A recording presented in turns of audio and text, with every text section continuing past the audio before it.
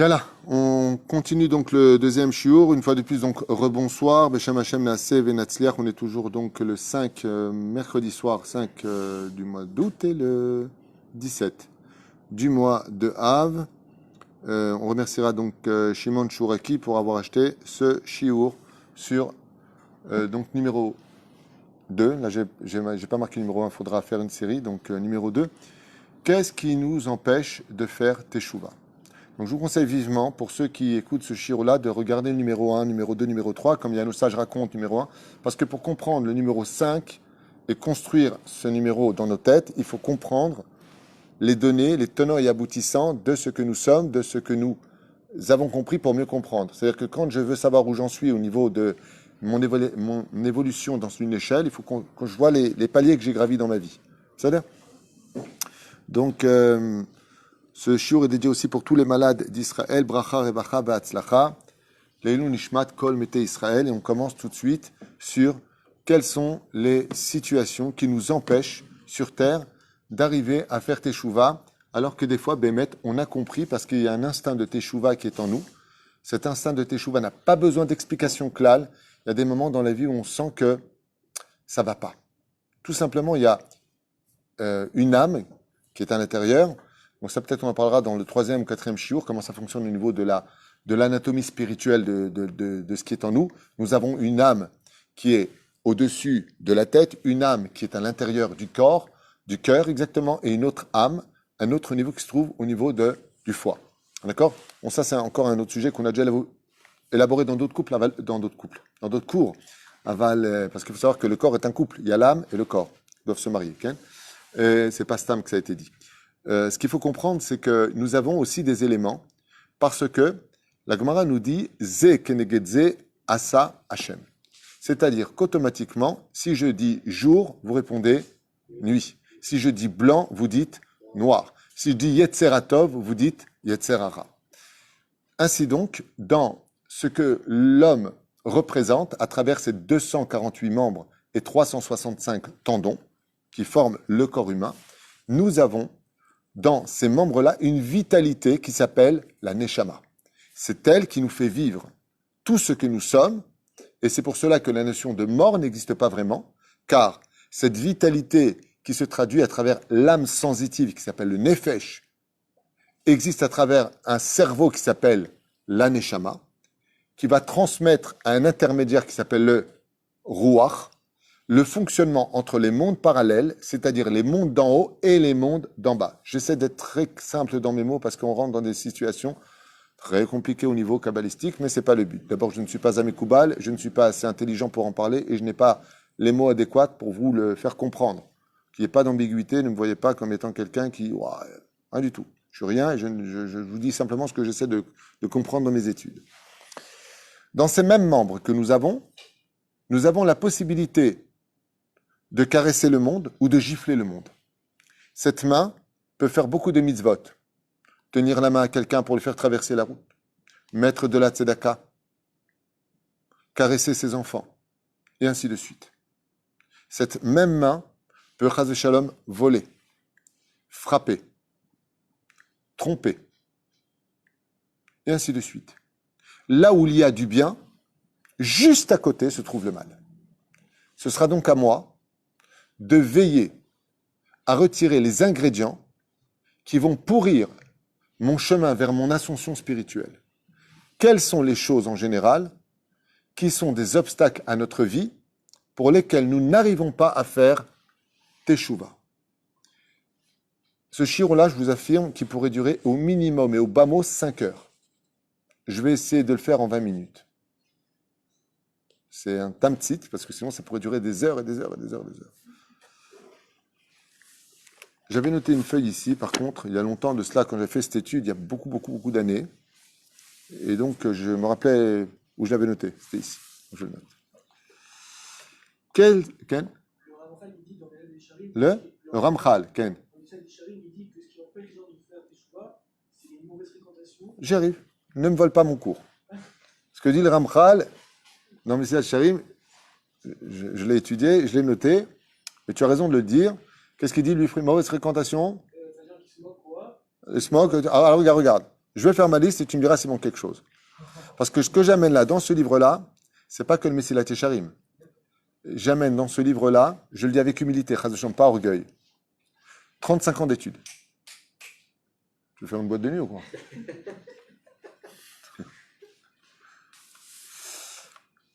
Voilà exactement ce qui nous empêche de pouvoir activer notre teshuva.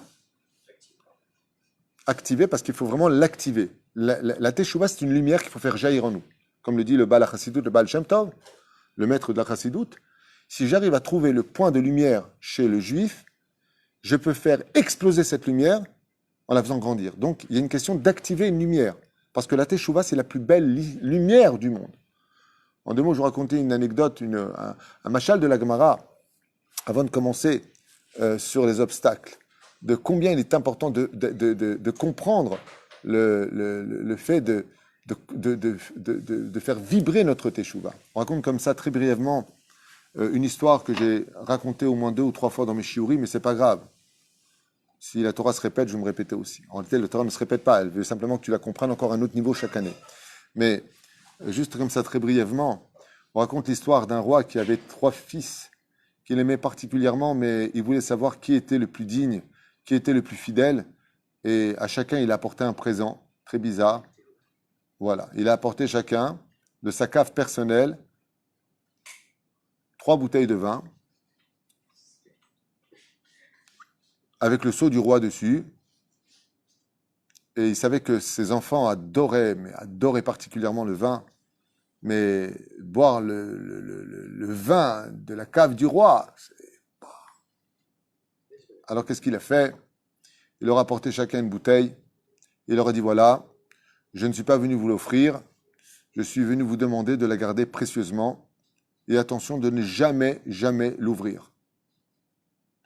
Les 3 enfants ont regardé leur père en disant, il n'y a pas de problème, dans l'histoire c'est marqué les ministres, peu importe, c'est juste l'idée à retenir. Et puis voilà que dès que le roi est parti, le lendemain, le bon, la brute et le truand, il y a un des fils, sans hésiter, du coup il ne va pas me saouler, je lui ai rien demandé, il m'a demandé de lui garder la bouteille, et ben, qui va se faire cuire un œuf. Il prend la bouteille, il ouvre, il se sert un verre, tellement bon, mais tellement bon, il l'a fini, pas de problème, il la met de côté. Il dit de toute façon, qui dit qu'il va s'en rappeler demain? Le deuxième, très fidèle à son père, c'était son exemple, il fallait pas le décevoir.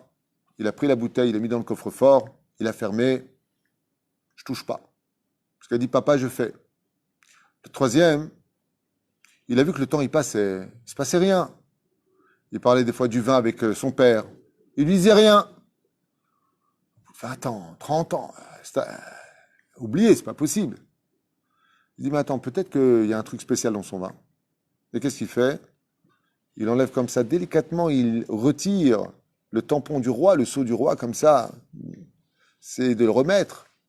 Il ouvre la bouteille et elle a une odeur magnifique, enivrante, sort de la bouteille, il n'en peut plus. Il prend un verre et il commence à goûter à peine. Dès qu'il a goûté, il devient fou. Le vin est tellement exquis qu'il prend la bouteille, il se sert un grand verre, il dit « Il arrivera ce qui arrivera, j'en ai rien à faire ». Et il boit. Et d'un coup, alors qu'il est à la moitié de la bouteille, il réalise que son père vienne ou pas, il a désobéi à son père, il a déçu son père. Le lendemain, le roi rentre et appelle ses 3 fils en leur demandant de ramener les bouteilles. Le premier fils arrive et il lui dit « Où est ma bouteille ?»« Ta bouteille, écoute bien ce que je vais te dire. Il était bon le vin. Très très bon. Ah, tu vas pas nous souhaiter pour une bouteille de vin, t'en as plein dans la cave, puis je t'ai pas demandé de me l'amener. Tu viens, tu me dis faites attention, elle est super bonne, je suis désolé, on met pas d'obstacle devant les aveugles. » Le roi le regarde comme ça et lui dit « Chez les Dalton, il y a Avrel, chez les Tunisiens, il y a le Brel. » Il le dégage du royaume, il lui interdit, il le bannit. Il va être Kol Reshaim Yashmid.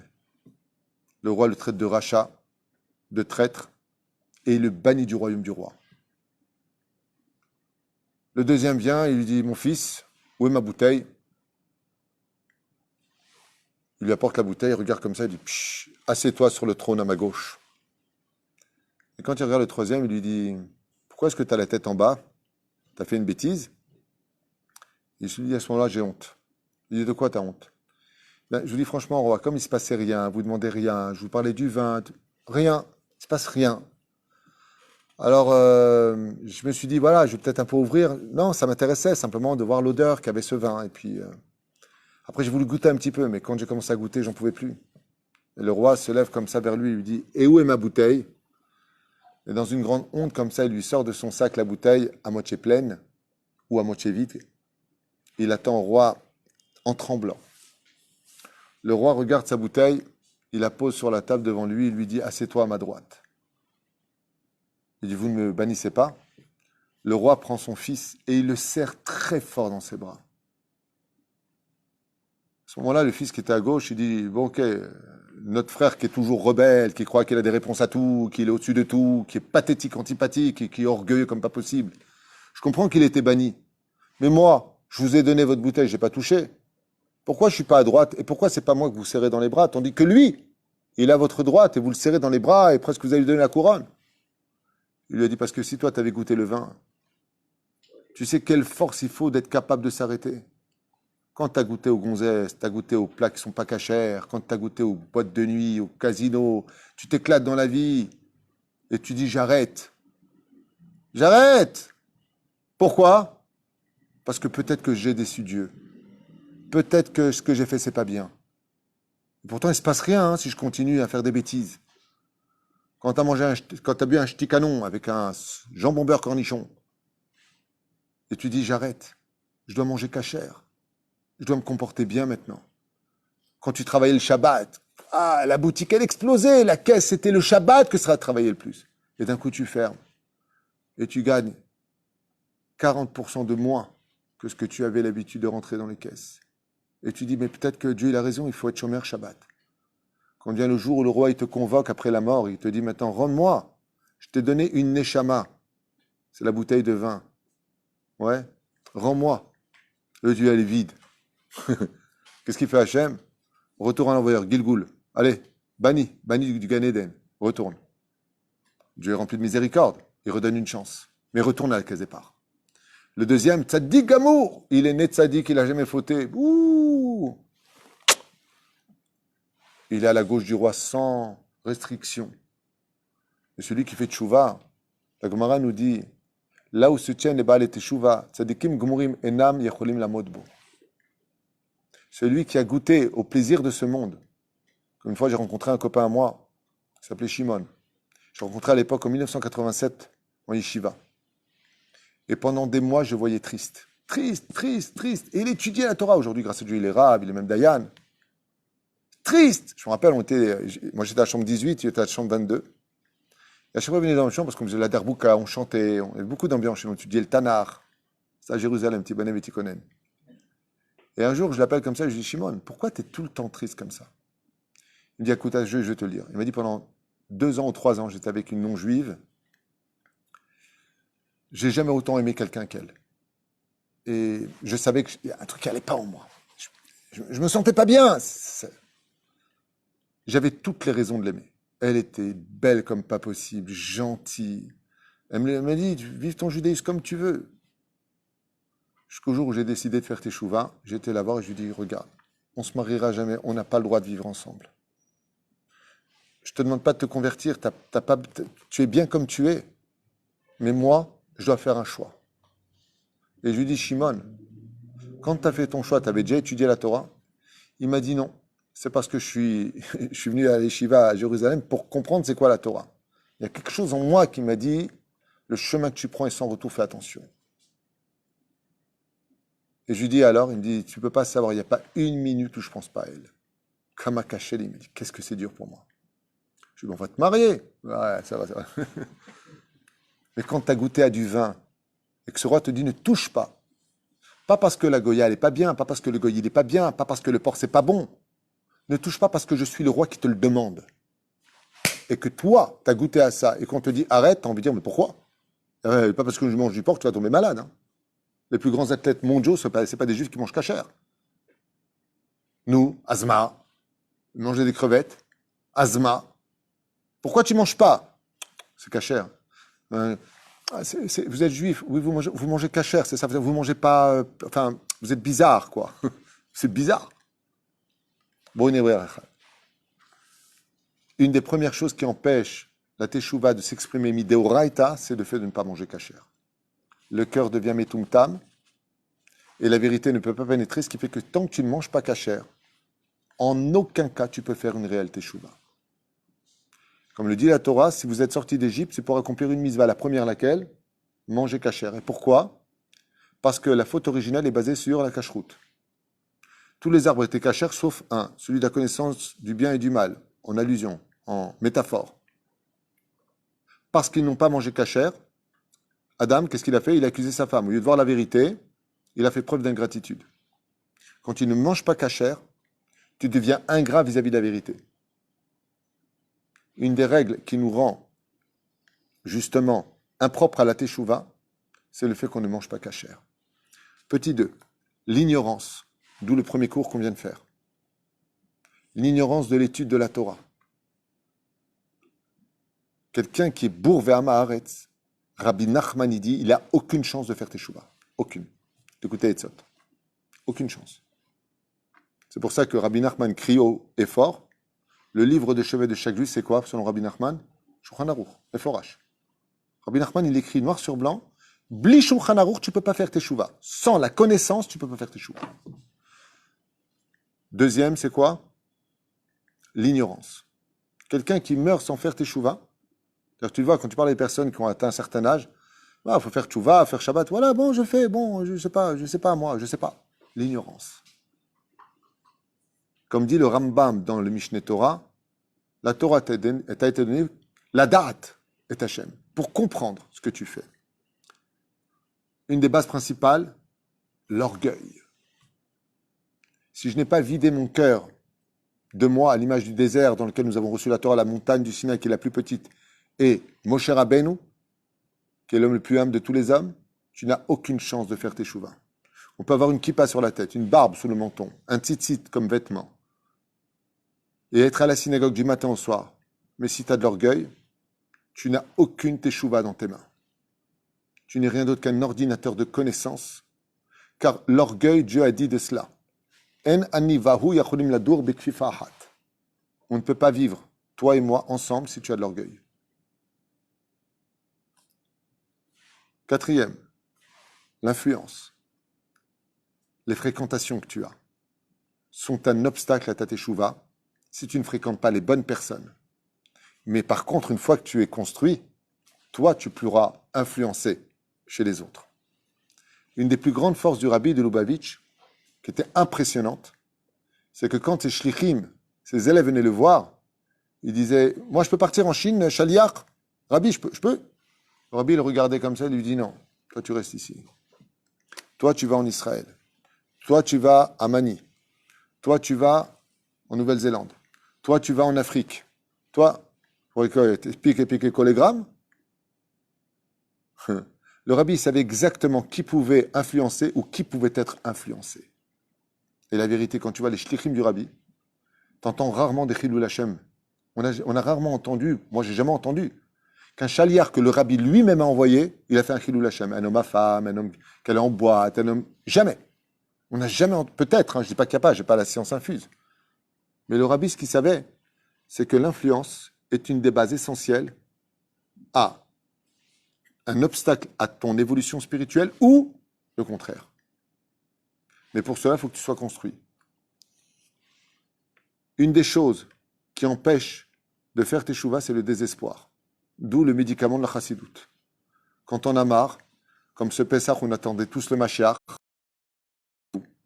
qu'on voit qu'en fin de compte, on va retourner encore vers Rosh Hashanah, Od Pam Kippour, Od Pam Sukkot, Od Pam... Il n'y a rien, il ne se passe rien, le désespoir. Chassez de nous toute notion de désespoir. Élément supplémentaire, qui est le plus grave de tous, la tristesse. La tristesse est le plus grand obstacle à la teshuva. Je dirais plus que ça, il n'y a même pas de mot teshuva dans la tristesse, puisque c'est un des cours que j'avais prévu sur Ahavat Hashem, c'est que la teshuva, possède un synonyme flagrant. Joie de vivre.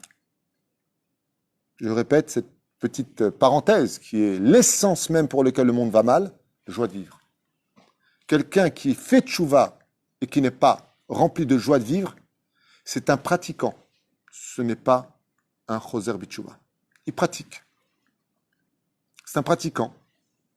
C'est quoi pratiquer? Je vais mettre en application. Mais est-ce qu'il a fait tchouva? Pas du tout.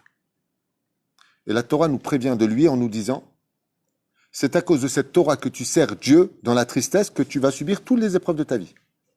Tachat lo avatem et Hashem elokechem, besimcha ubituv lera mirov tov. Lerov mirov tov.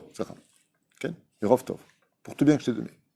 C'est-à-dire que Rabbi Nachman, il explique, il dit la plus belle raison au monde pour laquelle un juif doit être heureux, c'est parce qu'il a fait tchouva. C'est la plus belle raison du monde. Qu'est-ce que t'as gagné l'auto? Qu'est-ce qui se passe? J'ai fait tchouva. Je fais tchouva aujourd'hui. La plus grande raison du monde. On avance. Les envies des pulsions. Quand notre Yetzer Hara a des pulsions qui nous mènent à des addictions. Qu'elles soient sexuelles et dans tous les chemins les plus débauchés du monde. Zera Levatala, l'homosexualité, les films à caractère pornographique. Il ne faut pas avoir peur de mots parce que c'est comme ça que ça s'appelle. Quand tu as ces pulsions-là, tu as un obstacle automatiquement à ta teshuva. Celui qui ignore les chemins de la Torah. Et pourquoi je parle de ça? Parce que, comme j'avais appris d'un livre, la Torah peut te rapprocher de Dieu et la Torah mal enseignée peut t'éloigner de Dieu. La Torah bien enseignée peut te faire aimer n'importe quel juif et la Torah mal enseignée peut te faire haïr tous les juifs. Au nom de la Torah, tu peux faire monter les gens ou détruire les gens. C'est au nom de la Torah que les Miraglim ont détruit leur génération. On n'a pas dit on veut rester dans le désert parce qu'on aime bien la manne. Hein. Non, ils n'en voulaient pas de la manne juste avant. C'est au nom de la Torah qu'ils ont détruit leur Torah. Une des phrases que les gens ne connaissent pas bien, un obstacle énorme, et surtout dans notre génération, obstacle à la tchouva, la paresse. Des fois, les gens, ils peuvent aller à la synagogue, mais on est paresseux. Qu'est-ce qu'on est paresseux? On est devenu tellement paresseux que le mec qui achète une voiture il y a 1 an, parce qu'il y a un bouton maintenant qui va faire un travail que tu aurais pu faire avec la main, je vais changer de voiture.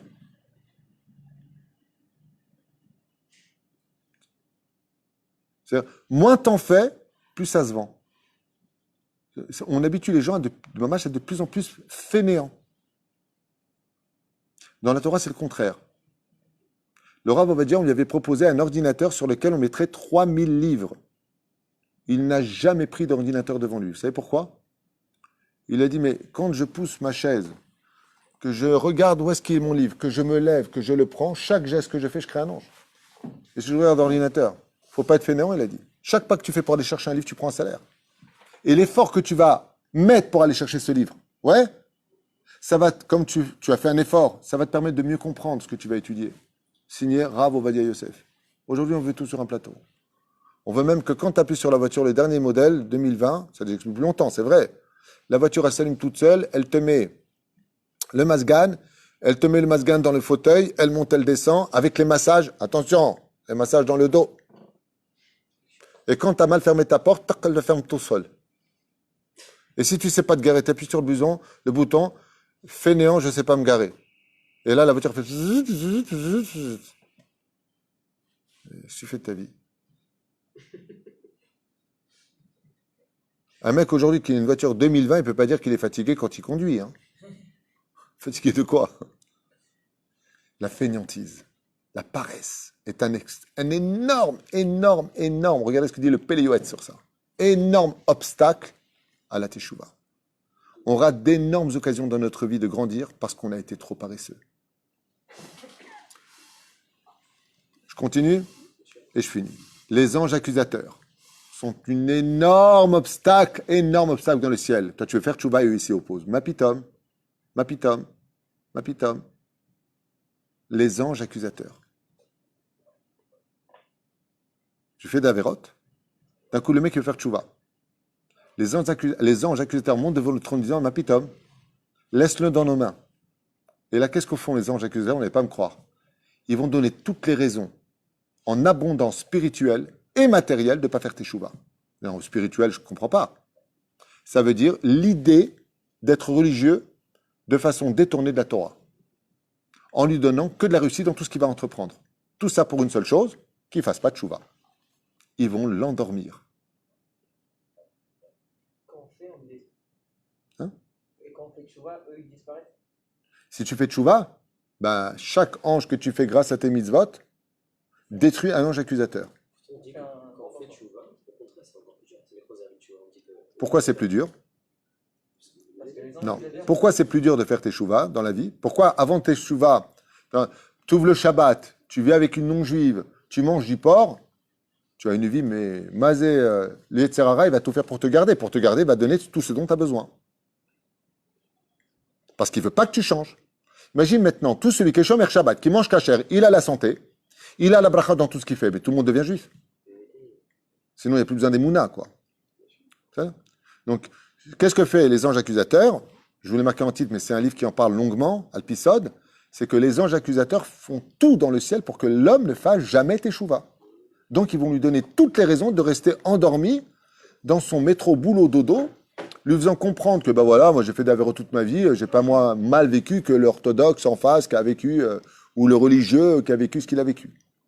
Les anges accusateurs, c'est très dur ce que je veux dire, jouent les meilleurs alliés de la vie sur Terre, à l'image d'Esav, qui était roi de Séhir, qui avait plein de meufs, qui réussissait dans tout, il gagnait les guerres, il violait qui il voulait, personne ne l'arrêtait, il réussissait partout. Un vrai Arsène Lupin. Mais pourquoi? Parce que si c'était pas comme ça, personne ne serait mauvais. Imagine, dès que le mec il fait une faute, avec son bras, le bras il se casse. Il n'est pas chômeur Shabbat, il coule ses affaires. Il mange pas cachère, il rentre à l'hôpital psychiatrique. Non mais attends, tout le monde va faire tchouva, et au galop. Parce que cause égale effet. Hein? Une des choses essentielles, les clipotes. Il suffit d'avoir des appareils non cachers à la maison, de se retrouver dans un endroit rempli de clipotes, donc de forme extérieure, pour nous empêcher de faire teshuva. Qu'est-ce que c'est une clipa? C'est comme si que je m'attachais la main maintenant avec une chaîne spirituelle que je ne vois pas et que je veux partir. Je veux avancer vers la Torah. Je ne peux pas y arriver. Pourquoi? Trop de clipotes en moi. Qu'est-ce qu'on peut appeler les clipotes? Vous voulez des exemples? La vulgarité, ce que regardent mes yeux. D'accord? Le fait d'écouter du Lachon Hara, ce sont des clipotes qui se placent sur moi. Comme par exemple, je finis avec ça rapidement, après tu prends la parole. La Gemara nous dit, et ainsi que la halakha, le matin quand tu te lèves, tu dois faire Netilat Yadayim. D'accord? Et surtout fais attention de ne pas te toucher les orifices, les yeux, le nez, la bouche, parce que tu as des maladies. Quelle maladie? Je connais plein de mecs. Tous les matins, ils se lèvent, ils passent leur main toute la journée sur les yeux. Ils n'ont pas fait Netilat. Ils sont malades, ils voient très bien. Ils ont 6 sur 6. Toi, avec tes lunettes, comme ça, comme ça. C'est quoi ces ch'touillottes? C'est pas des ch'touillottes. Quand tu as des clipotes le matin, quand tu te réveilles sur les doigts, et que tu te touches les yeux, tu déposes des clipotes, comme un virus qui se dépose sur les yeux. Ce qui fait que quand tu vas écouter ou voir la vérité, eh bien, tu ne pourras pas. C'est-à-dire, oh, c'était beau, il était bien le cours, j'ai adoré. Et alors, tu fais tchouva? Non. Pourquoi? Tu as des clipotes. Les clipotes, c'est comme des menottes qui m'accrochent à des paramètres que je ne contrôle pas, que je ne connais pas, qui m'empêchent d'évoluer. Ça s'appelle les clipotes. Donc, il faut se débarrasser des clipotes. Et une des raisons, d'ailleurs, de la teshuva, qu'on parlera peut-être, je me rappelle, à l'occasion, c'est les clipotes. C'est-à-dire que la teshuva, c'est le karcher des clipotes. Et si je n'ai pas, si on l'a fait, mais d'une autre façon, si je n'ai pas, dans ma teshuva, pris cette initiative de me débarrasser de mes clipotes, eh bien, ce qui va se passer, c'est que je vais rester dans une teshuva qui va être à moitié faite par mon Tseratov avec un contrôle du Yetzer Hara. Ça s'appelle comment? Stagner dans ma teshuva. Je stagne.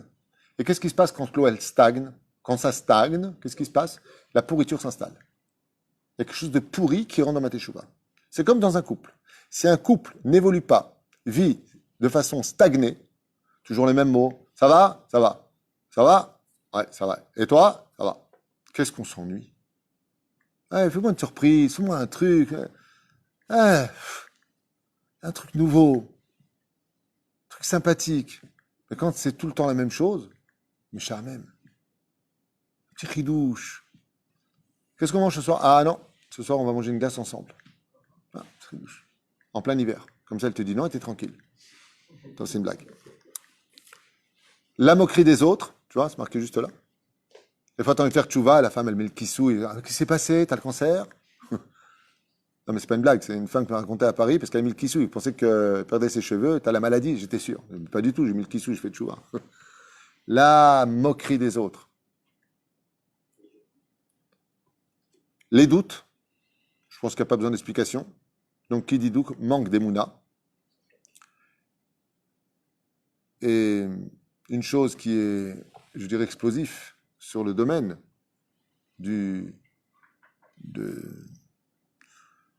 hormis le fait de dire le manque d'émouna, c'est celui qui veut avoir des réponses à tout. Que ma teshuva me dise pourquoi je fais chaque chose, alors automatiquement je m'éloigne de la Torah. Parce que la plus belle réponse qu'on puisse te dire, c'est qu'on ne te demande pas de faire parce que tu comprends pourquoi tu fais les mitzvot, mais on te demande de faire parce que Dieu te le demande. Et pour cela, on revient au premier cours. N'oubliez pas qui est la créature et qui est le créateur. C'est pour ça que Dieu nous a donné des enfants pour qu'on le comprenne. Quand tu dis à ton fils, va dormir, et qu'il te dit, je ne suis pas fatigué, ben va dormir quand même. Va dormir parce que papa te le demande. Papa, il t'aime. Il sait que demain matin, tu auras besoin de tes heures de sommeil pour bien travailler à l'école. Imaginez maintenant, et c'est ce qui se passe dans cette génération qui fait très peur, quelque part, c'est que tous les parents, c'est des psychologues. Va dormir. Non, pourquoi? Viens, je t'explique. Tu sais, le corps humain, il a besoin de 8 heures de sommeil. Mais des trucs de fou. Moi, je me rappelle petit, mais jamais j'ai dit à mon père pourquoi. D'ailleurs, le mot pourquoi, je n'ai jamais prononcé avec mon père.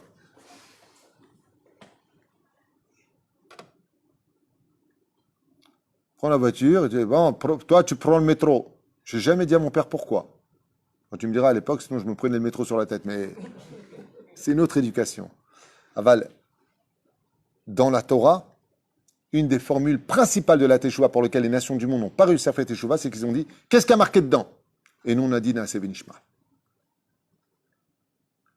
C'est-à-dire que, des fois, comme écrit dans le Chayei Moharan, Rabbeinu, qui a condamné des livres de Torah derrière moi. Il y a Rabbeinu qui a condamné des livres. En disant quoi? Chokrim yoter midai. Vous cherchez trop des réponses à toutes les questions. Faites parce que Dieu le demande. Soyez un peu plus simple. Arrêtez tout le temps de dire, oui, parce que ça s'est relié à ça. Il dit pareil pour la Gemara. Il dit les pilpulim, c'est important, mais avance. Avance. Parce que si tu crois qu'à force de chercher, tu vas trouver plus, la Torah est infinie. Il n'y a pas de trouver dans l'absolu. Quand tu vois le Shulchan Aruch qui a été écrit, d'accord, il y a plus de 1000 ans en arrière, par le Rosh, le Rif et le Rambam, quand chacun fait son Shulchan Aruch. 500 ans plus tard, tu as le Bet Yosef qui vient, qui écrit le Shulchan Aruch. Bah ça y est, c'est bon. On a Shulchan Aruch, c'est bon. Non. Vous savez combien de Shulchan Aruch qui existent? Si je vous dis 2800 Shulchan Aruch, vous allez me croire? C'est pas vrai, il y en a beaucoup plus. Il y en a encore aujourd'hui qui s'écrivent pendant que je vous parle. Le Shulchan Aruch du Rav Ben Shlomo Shaul. Le Shulchan Aruch du Rav Yosef. Le Shulchan Aruch du Rav Aaron Zakai, là-haut. Du Rav Auerbach, du Rav Eliashiv, du Rav Toledano. Le Mishneh Torah des Tunisiens. Vous savez combien il y a de Shulchan Aruch? Et encore demain, s'il n'y a pas la Géoula, il y aura un nouveau Shulchan Aruch qui va expliquer les lois encore plus explicites. Mishnah Brura, Kaf Chaim, c'est combien il y en a? Les Shutim. Mais quoi? Depuis toutes ces années, vous n'avez pas eu les réponses? Rabbi Nachman, il dit, tu sais pourquoi? Parce que si on avait des réponses réelles et définitives, ça veut dire que la Torah n'est pas infinie. Donc, fais, et si Dieu veut, un jour tu comprendras. Par l'accomplissement de la Torah et des mitzvot. Ken Tzadik. Oui, bien sûr. Rabbi Nachman, il dit dans Chayei Moharan que le seul moyen pour monter de degré en degré, c'est d'être en Eretz Israël. Rabbi Nachman, il dit que la seule façon de monter de degré en degré, il n'y a pas que lui qui le dit. Rabbi Shimon le Yochai dans le Zohar, pareil, le dit. De la même façon, on a étudié ça lundi dans le Soda Hashmal. Il dit que c'est la seule façon de s'élever spirituellement, c'est en Eretz Israël, Chazak ou Baruch. C'est pour ça que ça s'appelle la Teshuvah. Selon le Rav Kook, ce n'est pas la Teshuvah du Prat, c'est la Teshuvah du Klal. C'est-à-dire que la différence entre le détail et le Prat et le Klal, comment on dit en français? Le général et le privé, c'est que le privé, c'est le privé, que le général, c'est la forme de la coagulation du privé, de l'alliance du privé. On est d'accord? Mais il y a un seul cas où le privé, c'est le Klal, c'est quand je monte en Israël de façon privée, je deviens le Klal. Et pourquoi c'est si important? Parce qu'on peut trouver un juif tamé, mais que la nation n'est jamais impure. On peut trouver un juif qui est impur, c'est sûr, mais Israël, on a une promesse de Dieu qu'elle ne sera jamais tamée. C'est toute la force. Même s'il y a marqué Veshachanti betortum otam, je me suis installé dans leur impureté, par le fait qu'on puisse faire Avodah Zarah. Mais l'extraordinaire ascension de la Aliyah, ce qu'elle a de très particulier pour lequel, si on était un peu plus fort dans notre émouna et dans notre humilité de conquérir cette terre, aussi bien pour s'y installer dans l'intégration que laisser les choses nous accompagner avec les années, eh bien, vient tout simplement du fait que si on était conscient que pour une fois, au lieu d'être moi, je veux devenir nous, c'est-à-dire je ne fais pas Maïa parce que j'en ai marre de la France ou parce que j'aime Israël, parce que c'est vrai que la Géoula va se passer ici ou autre. Non, non, non. Faire ça, Alia, c'est d'être capable de passer du moi au nous. J'en ai marre d'être moi, je voudrais devenir nous. D'où la phrase qui concerne chacun de nous, alors qu'on est seul à le dire. Shema Israël, Hashem Elokeinu, Hashem Echad. Mais c'est un sujet pour lui-même. Des questions qui ont été, Ken, des questions? Donc le but donc, de la création, c'est l'objectif ici sur Terre, c'est de faire Teshuva. Absolument. Si vous posez la question, pourquoi vous... C'est ce que dit le Harizal, il n'y a pas besoin de moi. Ça s'appelle comment dans le Zohar le monde? Alma Detikuna, le monde de la réparation. Pourquoi on est venu? Pour faire Teshuva. C'est-à-dire que la pire chose au monde, quand je vous dis au monde, c'est ce que dit le Zohar. Le Zohar Akadosh, il dit que celui, encore une fois, ne prenez pas ça mal, on rentre dans le domaine d'un autre cours qui s'appelle Yirat Shamayim. Le Zohar Akadosh écrit qu'une personne qui part de ce monde sans faire Teshuva pourrait remplir avec ses yeux des larmes de torrents. C'est-à-dire que les larmes qui se verseraient pourraient remplir des torrents d'eau, des océans, tellement il pleurait. C'est-à-dire que la piche, c'est-à-dire, qu'est-ce qu'on pourrait dire? Qu'est-ce que c'est un homme qui a raté sa vie? C'est pas un homme qui n'a pas réussi financièrement. Un homme qui a raté sa vie, c'est un homme qui est mort sans teshuva.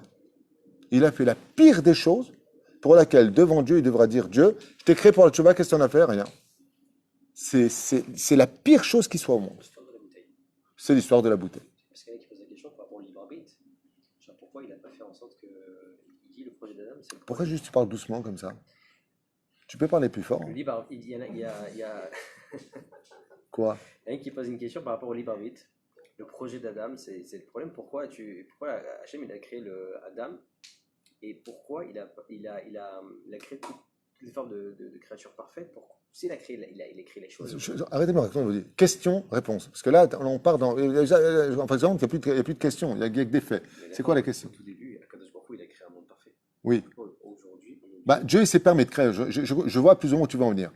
Pourquoi, dans ce cas-là, Dieu a créé le libre arbitre? Le libre arbitre, c'est de faire le bien ou le mal. Donc, c'est en fin de compte aveugler un homme, puisque tu as le choix de faire le bien ou le mal. La différence qu'il y a, c'est que si tu fais le bien, tu as un salaire. Et si tu as fait le mal, tu as le joker de la teshuva. En fin de compte, le bien existe dans les deux domaines. Il suffit simplement de savoir sortir dans la bonne branche de l'arbre pour retrouver le fruit remis à sa place et retrouver le sourire pour un meilleur monde futur. Kol Touf.